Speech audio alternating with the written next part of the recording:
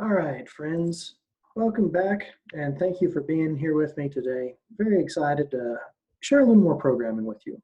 Today we're going to be working in Daniel Liang's Introduction to Java Programming. We're working out of Chapter 9, which is Objects and Classes. And today I want to share with you Problem 5, which is Exercise 5, which is using the Gregorian calendar class.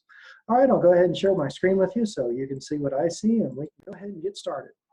All right, so here's the problem description. And let's go here to Eclipse. Go ahead and make a new package for this. We'll call it Chapter 9, Exercise 5. And add a new class to that.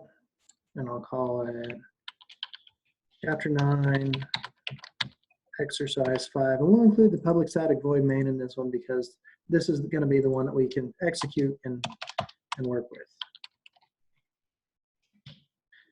Make sure that it's running. And there we have that. All right. I also like to add one line at the bottom just to make sure that we know that it also stopped running. Been having some fun, interesting stuff with that times. Interesting things with that sometimes. Okay, let's just pretty this up a little bit, make it into a comment that we can have inside our code. All right.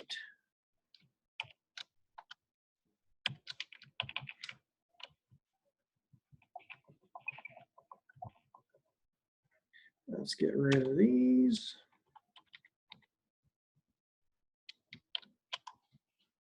And there we go.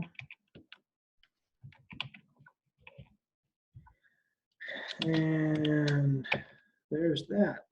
Okay, so it says the Java API has the Gregorian calendar class in the java.util package. So this means it's not baked in, we're going to have to import it, which you can use to obtain the year, month, and day of the date. The no argument constructor constructs an instance for the current date and methods. It makes it hard for me to read. There we go. So we've got these methods that we can use. Just call those out kind of.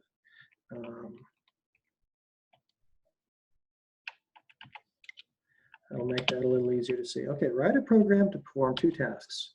So the first one is display the current year, month, and day. And all right, can be. So it says, all right. So let's start with. Let's try to get that thing knocked out first. Display the current year, month, and day. All right. So let's. I've got some notes here off to the side that I'll be using.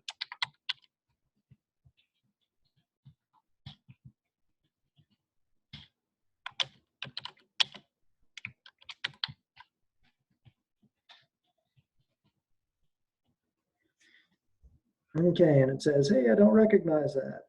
So we'll just import that. Okay.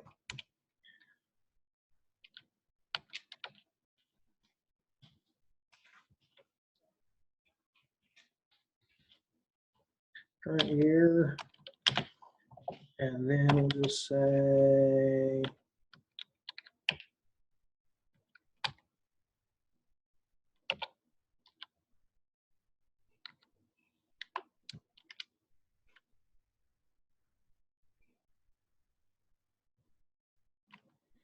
oops. All right, so it is calendar dot get, and then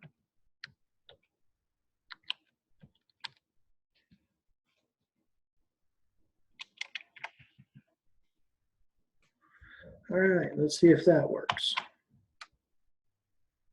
There we go. And so year, now let's see if we can modify that. And let's see if we can get month.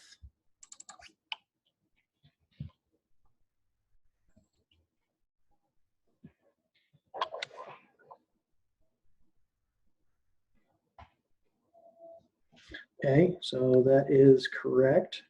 And then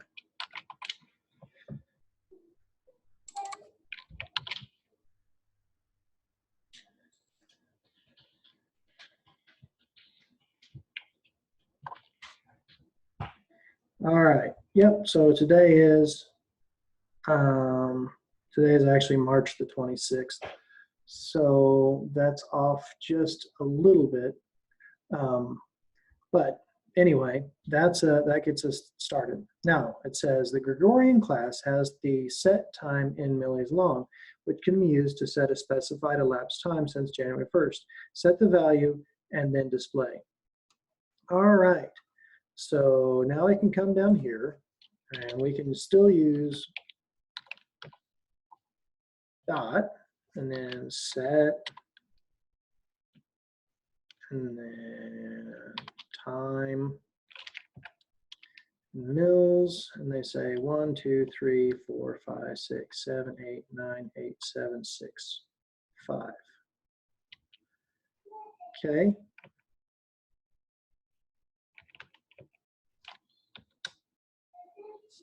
Okay.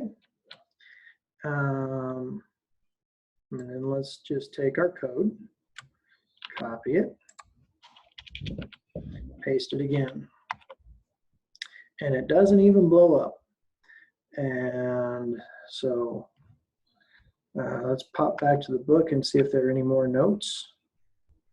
No, there are not. Okay, so there we have our code, and this shows how to get the calendar year, month, and day of the month. And